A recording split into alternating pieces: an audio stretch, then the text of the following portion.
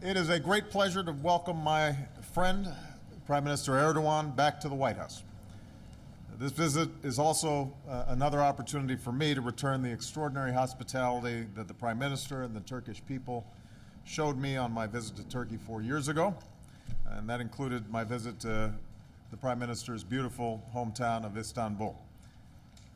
This visit reflects the importance that the United States places on our relationship with our ally Turkey, and I value so much the partnership that I've been able to develop with Prime Minister Erdogan.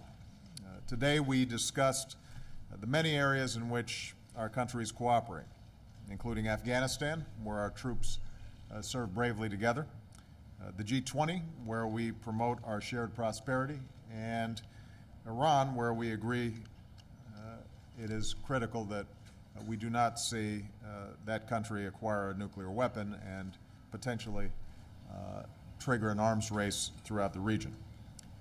Given our shared interest in peace, I want to note the Prime Minister's efforts to normalize relations with Israel. This will benefit both the Turkish and Israeli people and can also help us make progress on a two-state solution, including an independent Palestinian state. Today we focused on three areas that I want to highlight. First, we agreed to keep expanding trade and investment. Over the past 4 years, our trade has surged, and U.S. exports to Turkey have more than doubled. As the United States pursues a new trade and investment partnership with the EU, I want to make sure that we also keep deepening our economic ties with Turkey. So we're creating a new high-level committee that will focus on increasing trade and investment between our two countries and will help fuel Turkish innovation. And the progress that Turkey's economy has made over the last several years, I think, has been remarkable, and the Prime Minister deserves much credit for some of the reforms that are already taking place. Second, as NATO allies, we're reaffirming our solemn commitment to our mutual security. Mr. Prime Minister, on behalf of the American people, I want to express our condolences to the Turkish people and the victims of the outrageous bombings that took place in Reyhanli. As always, the United States stands with you as you defend your nation against terrorism. We want to thank you for the cooperation that you've provided us in threats against the United States. And I want to take this opportunity to commend you and the Turkish people for your courage in seeking an historic and peaceful resolution of the PKK violence that has plagued Turkey for so long. And just as the United States has stood with you in your long search for security, we will support efforts in Turkey to uphold the rule of law and good governance and human rights for all. Finally, we spend a great deal of time on an issue that has racked the region, the issue of Syria. Under the Prime Minister's leadership, the Turkish people have shown extraordinary generosity to the Syrians who have found refuge in Turkey. And I know this is a heavy burden. I've made it clear again today that the United States is going to keep on helping countries in the region, including Turkey, shoulder this burden, doing our part as a major donor of humanitarian aid to the Syrian people, including those refugees in Turkey. And we're going to keep working with our Turkish partners to deliver the food, shelter, and medicine that's needed to save lives. At the same time, we're going to keep increasing the pressure on the Assad regime and working with the Syrian opposition. The Prime Minister has been at the forefront of the international effort to push for a transition to a democratic Syria without Bashar Assad. And Turkey is going to play an important role as we bring representatives of the regime and opposition together in the coming weeks. We both agree that Assad needs to go. He needs to transfer power to a transitional body. That is the only way that we're going to resolve this crisis. And we're going to keep working for a Syria that is free from Assad's tyranny, that is intact and inclusive of all ethnic and religious groups, and that's a source of stability, not extremism, because it's in the profound interests of all our nations, especially Turkey.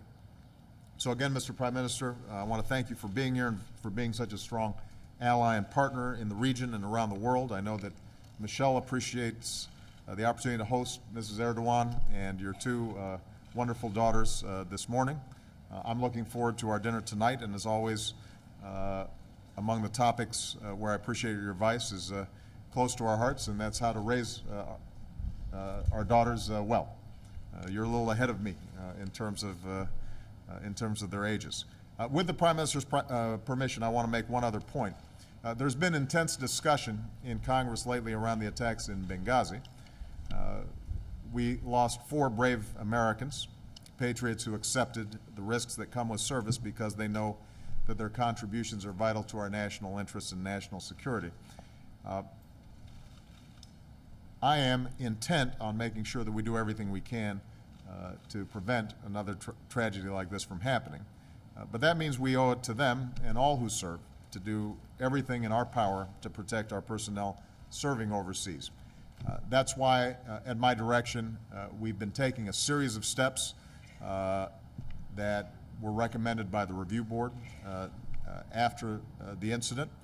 We're continuing to review our security at high-threat diplomatic posts, including the size and nature of our presence, improving training for those headed to dangerous posts, increasing intelligence and warning capabilities, and I've directed the Defense Department to ensure that our military can respond lightning quick in times of crisis.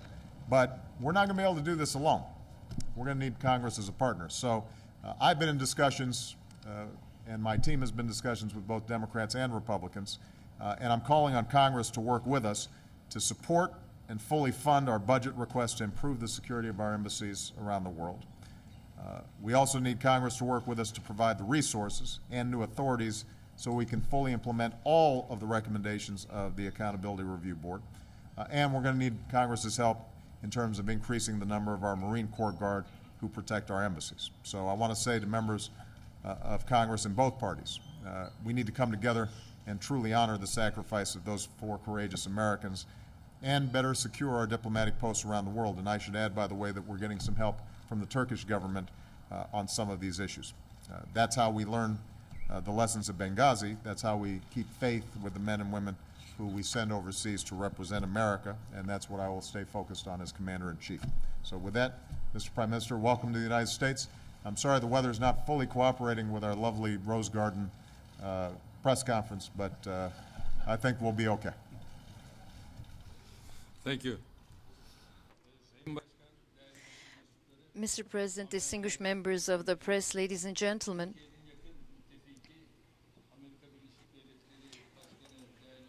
my dear friend, President of the United States, a friend and ally, I'm once again very pleased to be here in Washington to have meetings with the President. I would like to express my thanks for the hospitality that has been shown to us on this occasion on behalf of myself and my delegation. In the President's person, I would like to express our condolences for the terror attack that took place in Boston. We express our condolences to the American people. We are a country which has been fighting against terrorism for many years. We have lost many lives in that fight against terrorism, and so we very well understand the feelings and sentiments of the American people in face of such an event.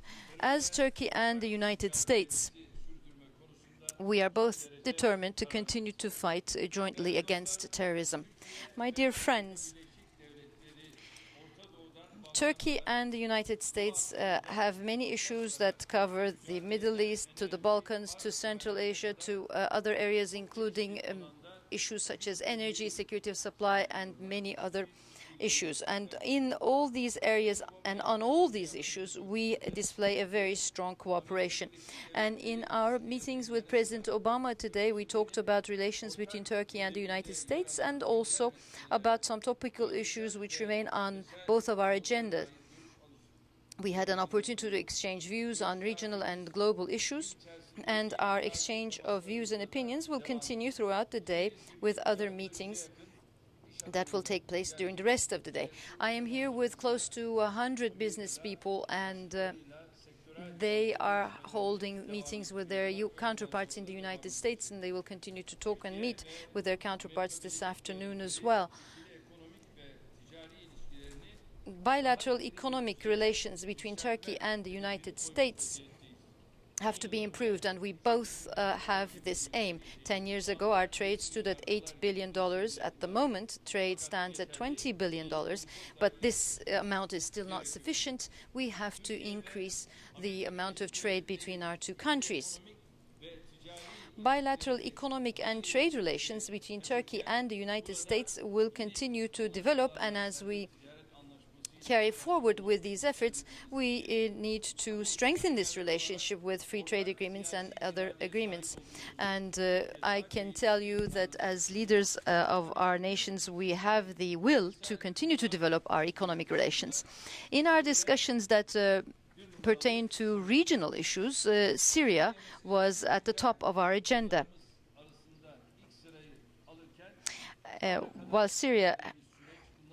While we discussed Syria, we talked about what has happened so far, and we talked about what can be done in the future. And we have views that overlap, as the President has just said.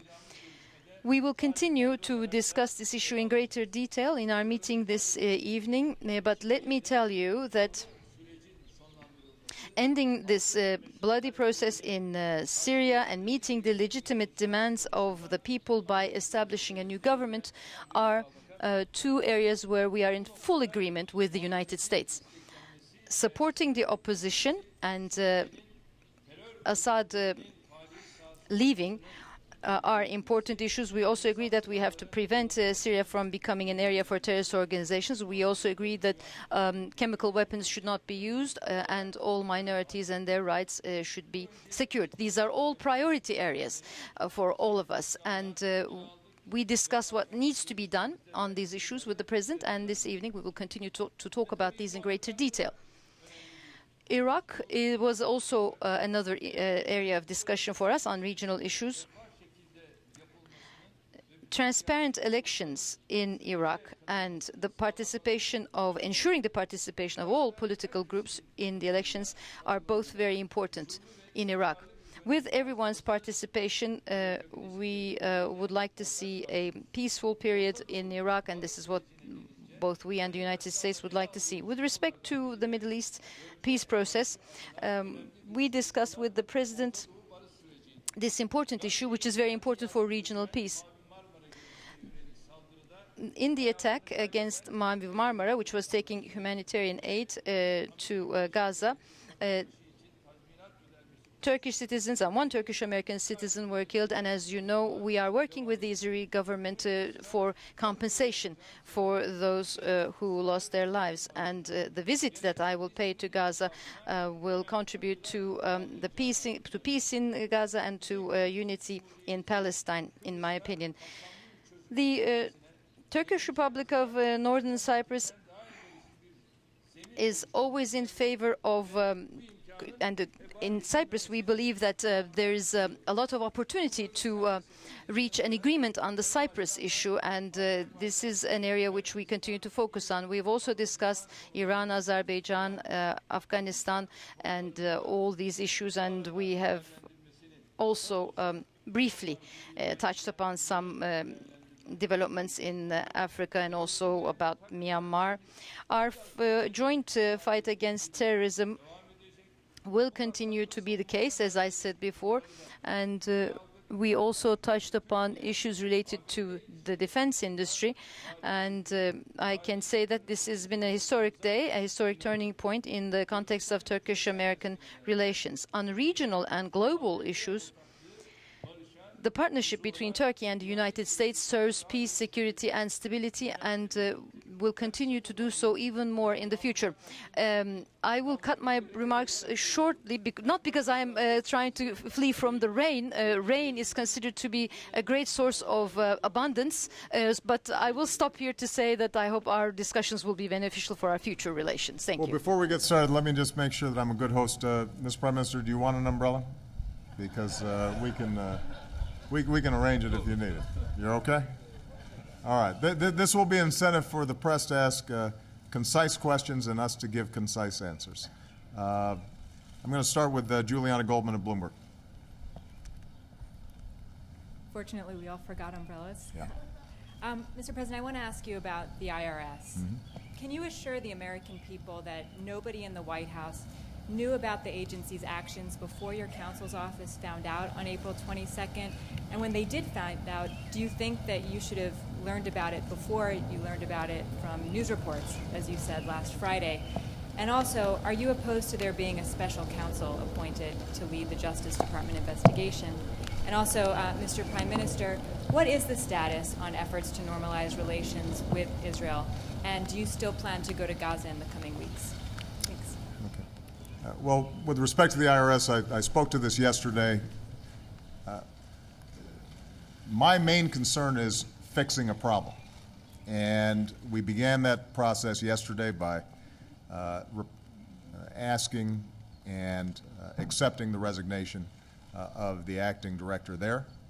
We will be putting in new leadership that will be able to make sure that following up on the IG audit, that we gather up all the facts, that we hold accountable those who have taken these outrageous actions. As I said last night, it is just simply unacceptable for there to even be a hint of partisanship or ideology when it comes to the application of our tax laws.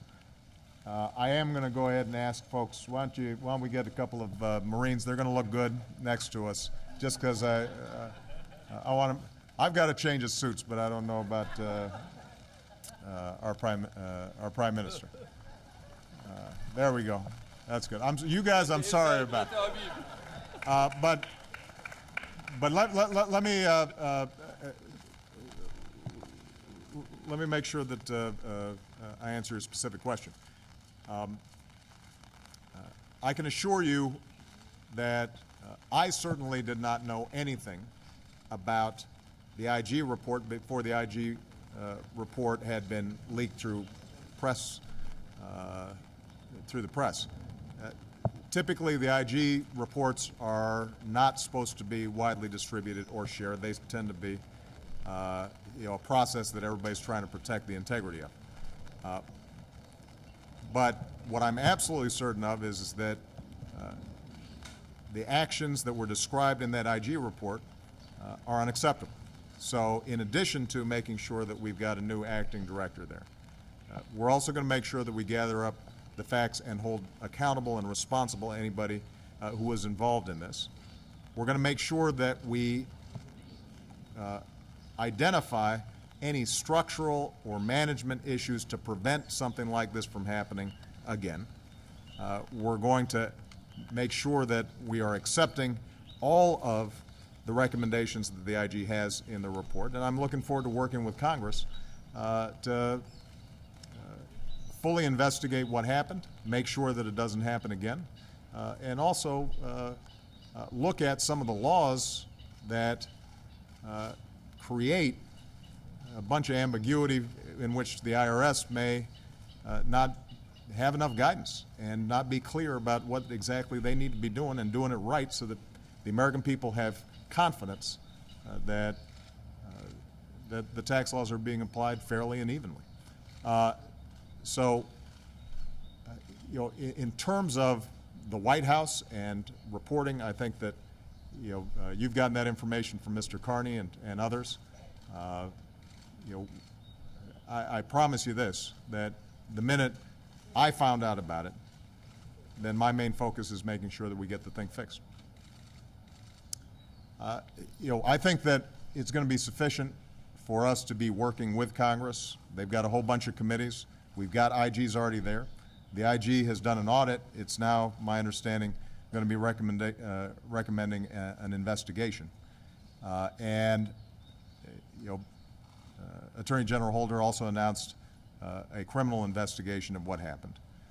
Between those investigations, I think we're going to be able to figure out exactly what happened, who was involved, what went wrong, and we're going to be able to implement steps to fix it. And that ultimately is the main priority that I have, but also I think the American people have. They understand that we've got an agency that has enormous potential power and is involved in everybody's lives. And that's part of the reason why it's been treated as a quasi-independent institution. But that's also why we've got to make sure that it is doing its job scrupulously and without even a hint of bias or a hint that somehow they're favoring one group over another.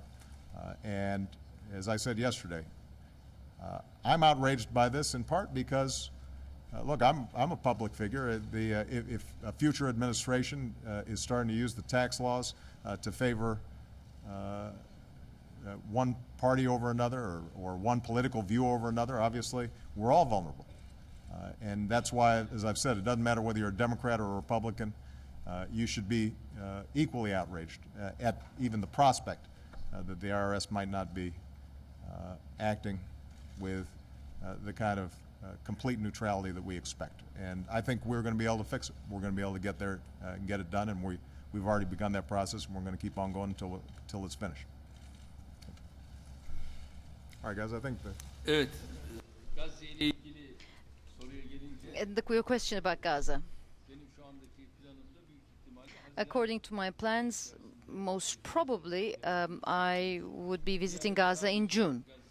But it will not be a visit only to Gaza. I will also go to the West Bank. I place a lot of significance on this visit in terms of peace in the Middle East, and this visit in no way means favoring of one or the other. I'm hoping that that visit will contribute to unity in Palestine. First of all, this is something that I focus on very much, and I hope that my visit can contribute to that process. Thank you.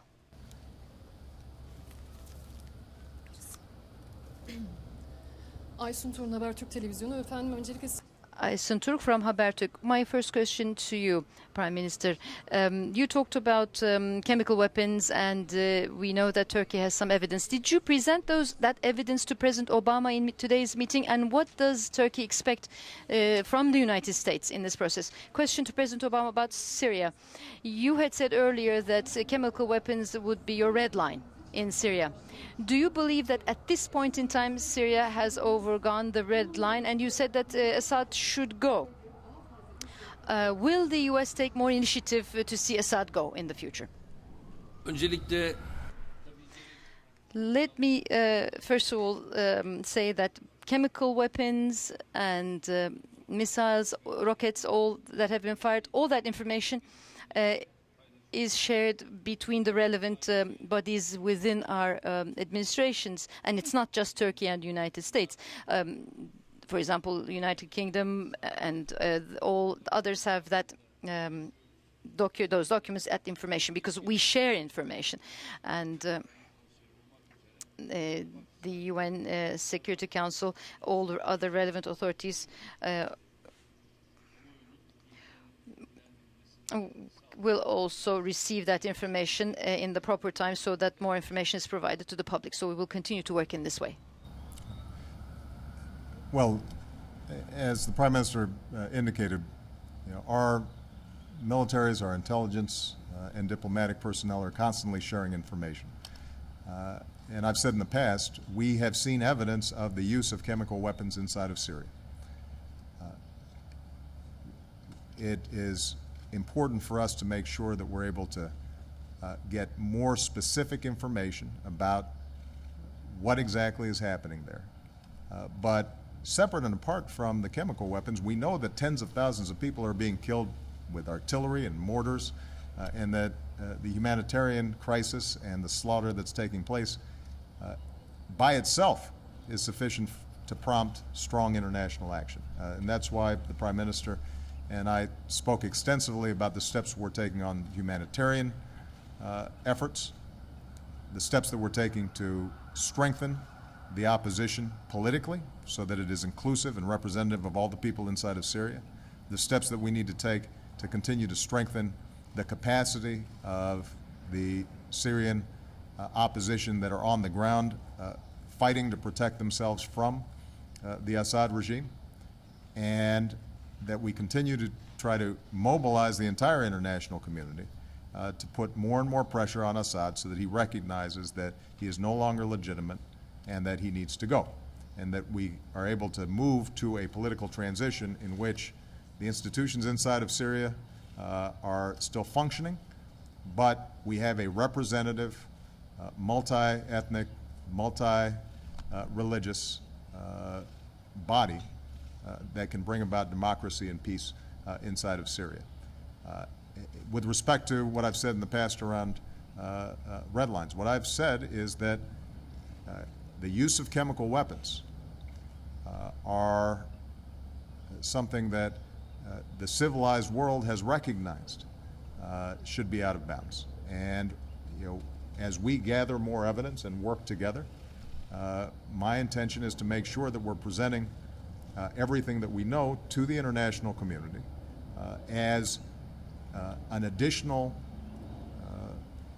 reason, an additional mechanism for the international community to put all the pressure that they can on the Assad regime and to work with the opposition to bring about that political transition.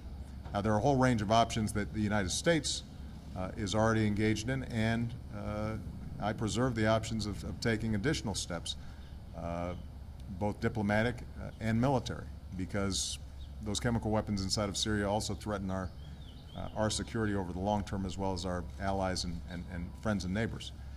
But this is also an international problem, and it's very much my hope to continue to work with all the various parties involved, including Turkey, to find a solution that brings peace to Syria, stabilizes the region, stabilizes those chemical weapons, but it's not going to be something that the United States does by itself.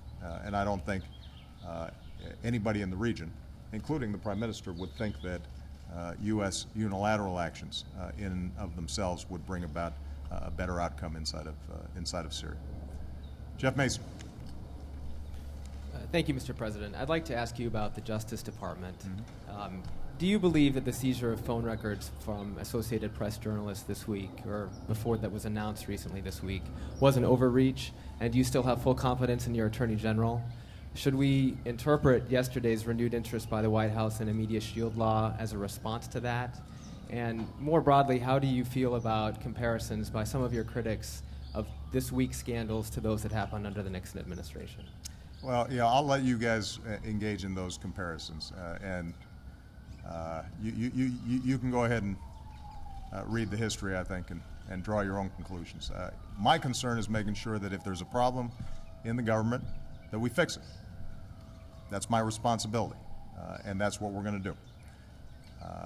That's true with respect to the IRS and making sure that they apply the laws the way they were intended. That's true with respect to the security of our diplomats, which is why we're going to need to work with Congress to make sure that there's adequate funding for what's necessary out there. Now, with respect to the Department of Justice, I'm not going to comment on a specific and pending case, but I can talk broadly about the balance that we have to strike. Leaks related to national security can put people at risk. They can put men and women in uniform that I've sent into the battlefield at risk. They can put some of our intelligence officers who are in various dangerous situations that are easily compromised at risk. U.S. national security is dependent on those folks being able to operate with confidence that folks back home have their backs. So they're not just left out there high and dry and potentially put in even more danger than they may already be. And so I make no apologies, and I don't think the American people would expect me as Commander-in-Chief not to be concerned about information that might compromise their missions or might get them killed. Now, the flip side of it is we also live in a democracy where a free press, free expression, and the open flow of information helps hold me accountable, helps hold our government accountable, and helps our democracy function. The whole reason I got involved in politics is because I believe so deeply in that democracy and that process. So, the whole goal of this Media Shield law that was worked on and largely endorsed by folks like the Washington Post editorial page and by prosecutors was finding a way to strike that balance appropriately. And to the extent that this case, which we still don't know all the details of, to the extent that this case has prompted renewed interest about how do we strike that balance properly, then I think now's the time for us to go ahead and revisit that legislation. I think that's a worthy conversation to have, and I think that's important. But I also think it's important to recognize that when we express concern about leaks at a time when I've still got 60,000 plus troops in Afghanistan, and I've still got a whole bunch of intelligence officers around the world who are in risky situations, in outposts that in some cases are as dangerous as the outpost in Benghazi, that part of my job is to make sure that we're protecting what they do, while still accommodating for the need for information, so, or the need for the public to be informed and be able to hold my office accountable. I asked about Holder as well, and for the Prime Minister, I wanted to ask you, sir, if the United States does not step up its involvement in Syria, in your view, how will that affect the war? And what plans do you have to react to the bombing of the border town that the President mentioned of Reyhanli? Mr. Prime Minister, just excuse me, you're right. I have complete confidence in Eric Holder as Attorney General. He's an outstanding Attorney General, and does his job with integrity, and I expect he will continue to do so.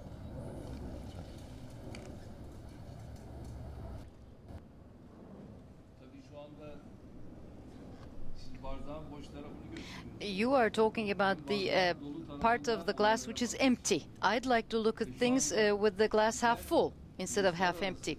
Camianın Suriye konusundaki hassasiyetini What we would like to see is the sensitivity on the part of the international community with respect to what's going on in Syria. And this is what we as Turkey are striving for, and I do believe that the United States is doing the same. And other countries, the United Nations Security Council, the Arab League, tüm bunların dışında olduğu halde buna hassasiyet gösteren and other countries, though not part of these structures, are still sensitive to what is going on in Syria. Our aim is to accelerate this process, and I will be visiting other countries. My foreign minister will be visiting other countries just to see how we can speed things up in a way which will prevent the death of more people, and in a way which will ensure a transition to a democratic system in Syria. Our goal is to see the tyranny, the dictatorship go away in Syria and to be replaced with democracy. And I think this is a collective responsibility on the part of all countries that believe in democracy. And this is what we will all continue to do. My name is Selim Atalay. I'm with Turkish NTV Television. Mr. President, my first question is to you. You mentioned that Assad should go. And the question is how and when? Is there a rough timetable? And for instance, shall we be talking about the Syrian tragedy next year, this time? What's the idea? And Sayın Başbakanım, Ankara... Mr. Prime Minister, before your departure from Ankara, you stated that you had expectations from this visit and that you have some expectations. What is your general observation about this visit? We would have preferred Assad go 2 years ago, last year, 6 months ago, 2 months ago.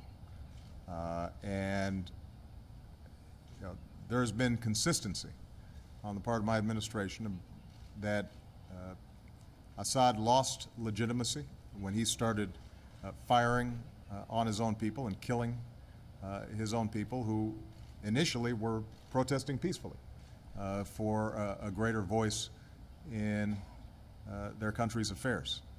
And obviously that's escalated during the course of time. So The answer is the sooner the better. In terms of the question, how, I think we've already discussed that. There's no magic formula for dealing with a extraordinarily violent and difficult situation like Syria's. If there was, I think the Prime Minister and I would have already acted on it, and it would already be finished.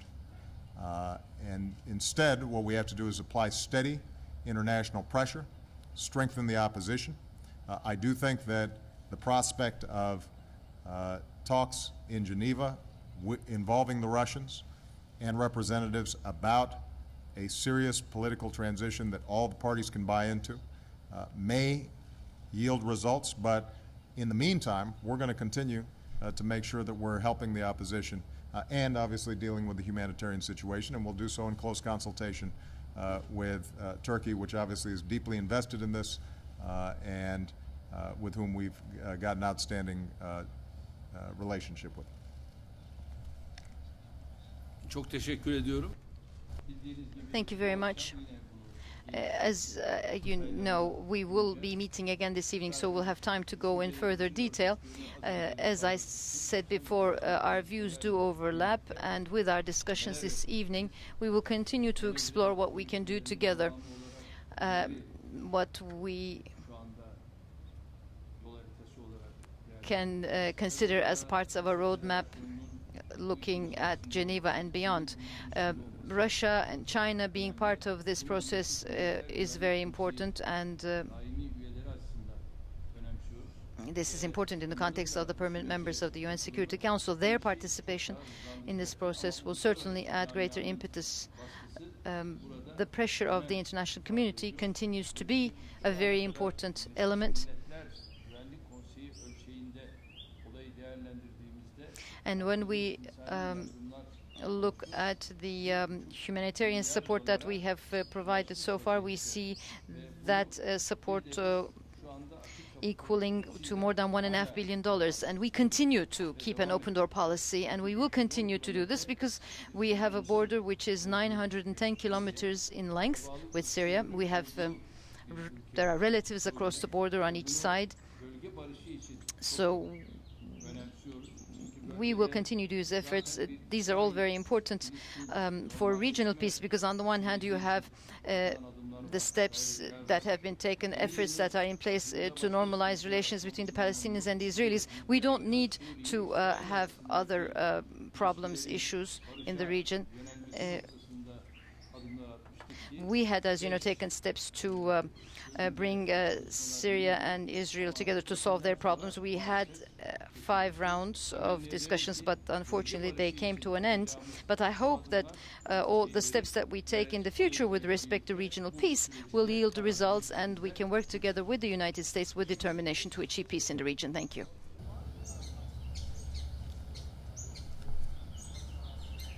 bütün bunların hepsi şu anda görüşülecek. We are discussing all these issues. Milletler Güvenlik Konseyi'nin atacağı adım veya The step to be taken by the UN Security Council and the Geneva process are important. We will continue to assess that between us. Thank you. Thank you, everybody. Thank you. Thank you, guys.